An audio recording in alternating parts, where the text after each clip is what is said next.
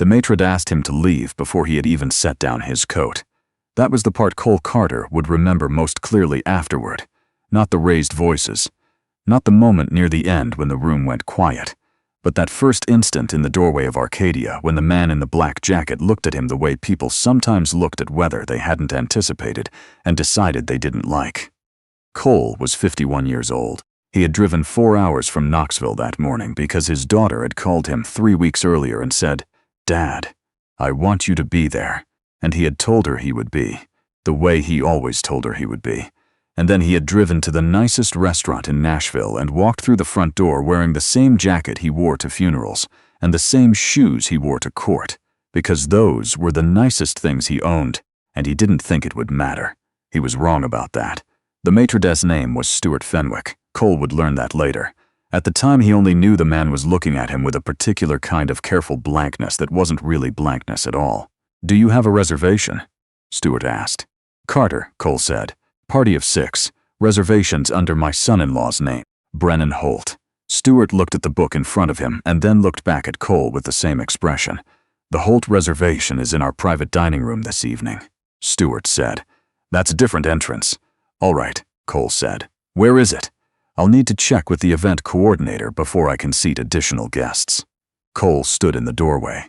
A couple behind him waited. He stepped to the side to let them pass, and they were shown to their table inside of 30 seconds. "I'm not an additional guest," Cole said. "I'm the father of the bride." Stuart looked at him again. The look didn't change. "One moment," he said and disappeared. Cole stood in the entrance of Arcadia and looked at the room. It was the kind of place that had candles in the middle of the afternoon and tablecloths that went all the way to the floor and artwork on the walls that cost more than Cole had made in his first 5 years as a structural engineer. The people seated at the tables were dressed in a way that Cole recognized as expensive, even if he couldn't name exactly how. He was not dressed that way. He knew he was not dressed that way. He had known it since he pulled his truck into the valet line and watched the young man's face do something complicated before going neutral again. Cole had grown up in Harlan County. He had put himself through college, and then through a master's program, and then through 22 years of work that had taken him to places like this. Not to eat at them, but to assess the buildings they were housed in, to calculate load-bearing tolerances in the walls behind the artwork and the floors beneath the tablecloths. He had walked through rooms like this one 100 times with a clipboard and a set of blueprints, and nobody had ever looked at him the way Stuart Fenwick was looking at him now, because then he had been wearing a hard hat. Stuart came back. He was accompanied by a woman in a gray dress. Her name, as Cole would later learn, was Felicity Drummond, and she was Arcadia's event coordinator. "Mr. Carter," she said, and the way she said it, not warmly, not coldly, but with a kind of deliberate precision, told him she had already decided something. "I'm so sorry. The private dining room for the Holt reservation is at capacity. We're not able to accommodate walk-ins this evening." "I'm not a walk-in," Cole said. "I'm the father of the bride." "Of course," Felicity said. "But the guest list for the private room was finalized 2 weeks ago, and I'm afraid your name isn't on it." Cole looked at her. He thought about his daughter, whose name was Nora, who had called him 3 weeks ago and said, "Dad, I want you to be there." He thought about the 4 hours he had driven that morning. He thought about the way the valet had looked at his truck. "My daughter called me herself," he said. "I understand. It's possible there was a miscommunication, but we have a strict policy about private event capacity, and without confirmation from the event host, I'm not able to seat you." "The event host is my son-in-law," Cole said. "Can you go tell him I'm here?" "I'm afraid the event is already underway, and we don't interrupt private dining during service." Cole said nothing for a moment. He had a way of going quiet when other people might have gotten louder, and people who knew him understood that the quiet was not the same as agreement. People who didn't know him sometimes mistook it for submission. Felicity Drummond did not know him. "Perhaps you could wait at the bar," she said, "and I'll see if I can reach someone." Cole went to the bar. He ordered a glass of water. He sat on a stool and looked at the room and waited, the way he had learned to wait in 22 years of work that required patience and precision, and the ability to hold a position in your mind very clearly, even when the people around you were suggesting it was wrong. 14 minutes passed. Nobody came to speak to him. He knew the private dining room was down the hall to the left. He had looked at the building's floor plan 3 years earlier when Arcadia had applied for an occupancy expansion, and his firm had been contracted to certify the structural modifications. He had stood in that room with a flashlight and a level, and determined that the load-bearing capacity of the mezzanine above it was adequate for the proposed use. He did not walk down the hall. He sat at the bar and waited because his daughter had asked him to be there, and he was going to find a way to be there that didn't involve embarrassing her. A man sat down 2 stools from him. Cole noticed him the way he noticed most things, without making it obvious that he was noticing. The man was perhaps 65, with silver hair and the kind of posture that came from decades of being taken seriously. He ordered a bourbon and glanced at Cole in a way that was not unfriendly. "Waiting for someone?" the man asked. "Waiting to be allowed to see someone," Cole said. The man raised an eyebrow. Cole explained it briefly, the way he explained most things, without editorializing, without emphasis, just the facts in order. The man listened. His name was Arthur Wembley, though Cole didn't know that yet, and he was quiet for a moment after Cole finished speaking. "My daughter's in there too," Arthur said. "She's the maid of honor." He paused. "What does your son-in-law do?" "Brennan's in commercial real estate," Cole said. "Nashville office. Does well." Arthur nodded slowly. "And you, structural engineering?" Cole said. "I'm based out of Knoxville." Arthur was quiet again. He turned his glass in his hand once. "Have you tried calling your daughter?" "Her phone goes to voicemail. They probably have a no-phones policy in there." Arthur looked toward the hallway. Then he looked at Cole again with an expression Cole couldn't quite read. "I'm going to go in and say hello to Margot. You want me to let Nora know you're here?" "I'd appreciate that," Cole said. Arthur finished his bourbon and set the glass down and walked down the hall toward the private dining room. He spoke briefly to a member of the wait staff near the entrance, was admitted without question, and disappeared. 4 minutes later, Nora Carter came through the door. She was 28 years old, and she had her mother's eyes, and she was wearing a dress Cole had never seen before, something blue and careful. And when she saw her father sitting at the bar, she crossed the room in a way that made the sommelier step back.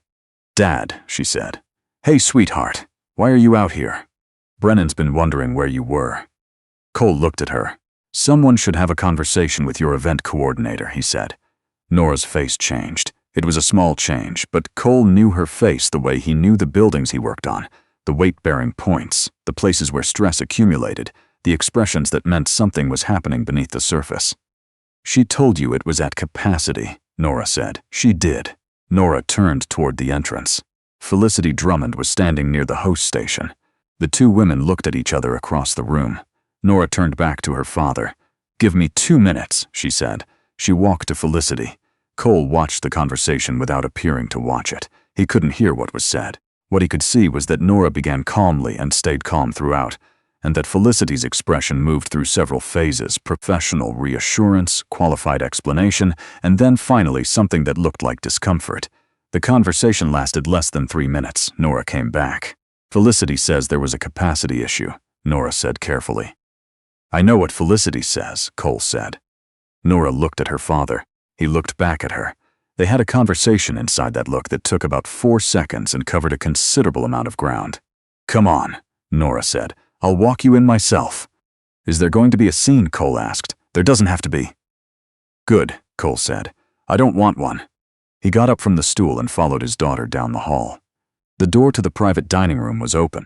Inside, a table of 14 people looked up. Brennan Holt stood immediately, his face moving through relief and confusion and something else in quick succession. "Cole," he said. "What happened? We thought you weren't coming." "I was at the bar," Cole said. A woman at the table, Brennan's mother, whose name was Beverly Holt, said nothing. She looked at Cole and then looked at the tablecloth. It was a small motion, the kind that was designed not to be noticed. Cole noticed it. He sat down. A waiter brought him a menu. The conversation around the table resumed, and Cole listened to it the way he always listened, attentively, without needing to contribute, with the particular patience of someone who had learned that rooms told you things if you let them. What he heard over the next hour and a half was not so much what was said as what it revealed. Brennan's family was from Memphis. His father, Douglas Holt, was a real estate developer who had been moderately famous in Tennessee business circles for about 15 years.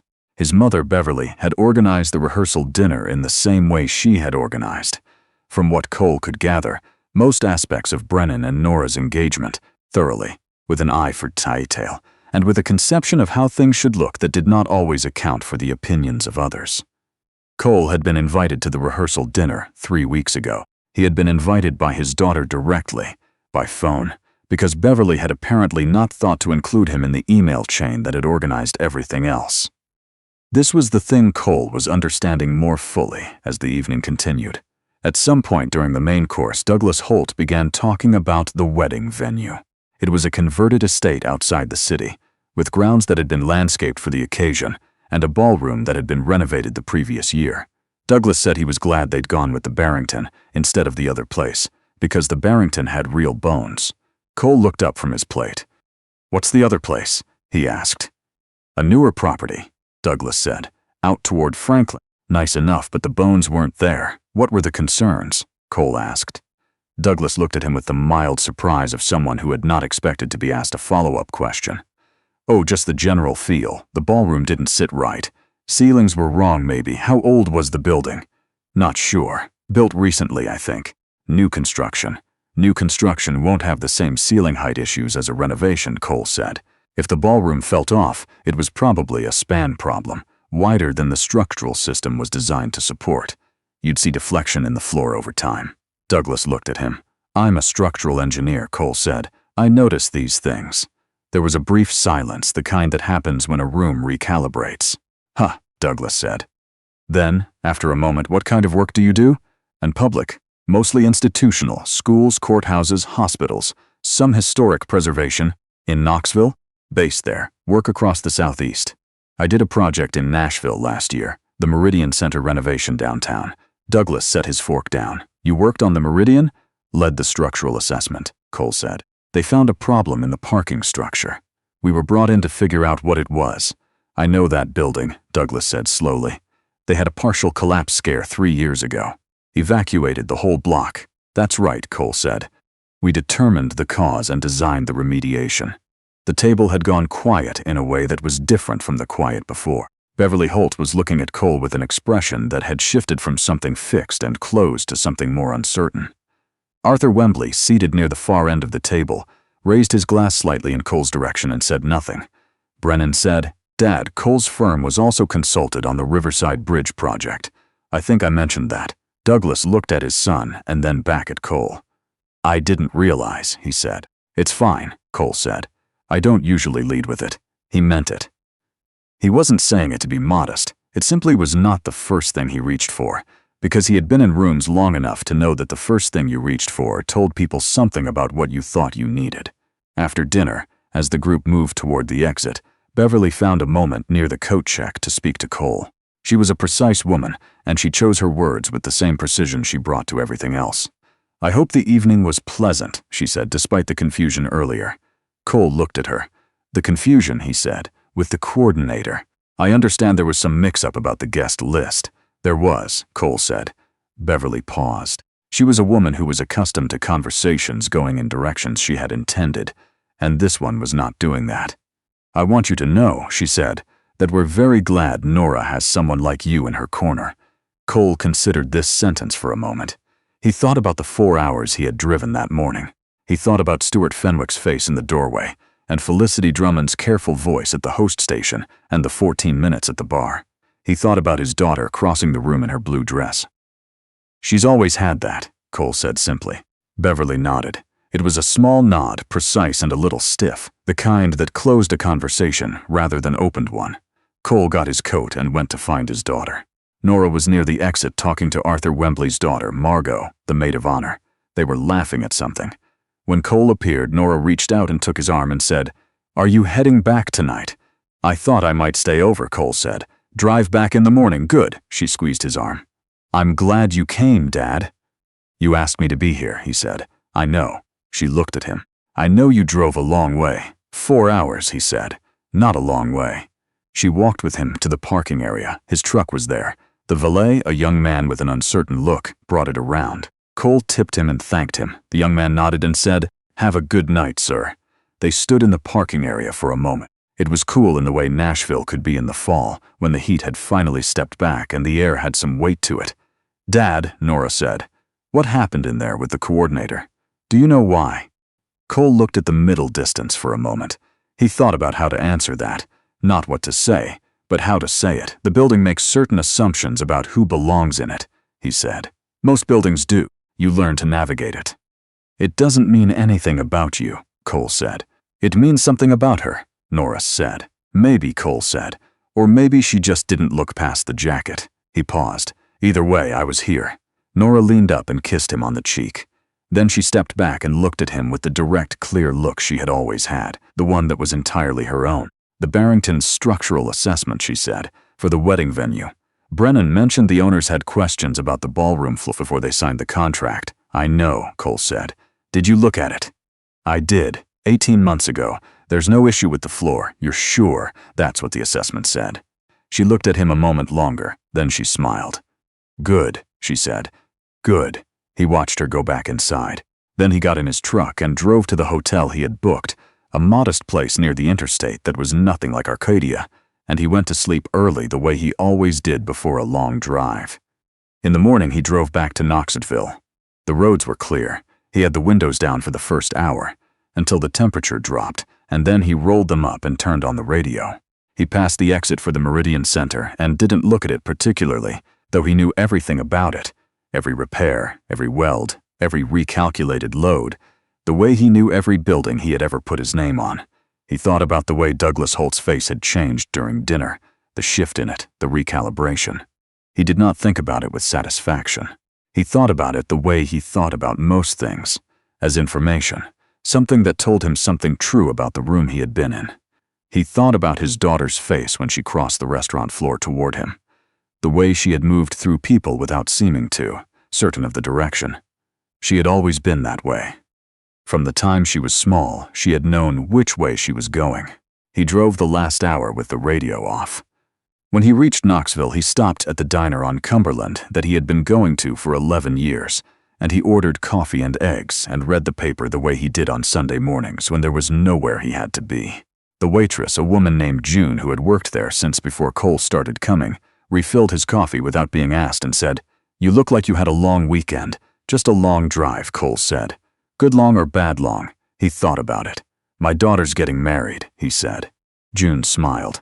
"That's a good long," she said, and went to refill someone else's coffee, and Cole sat in the diner in the early morning light and drank his coffee and thought that she was right.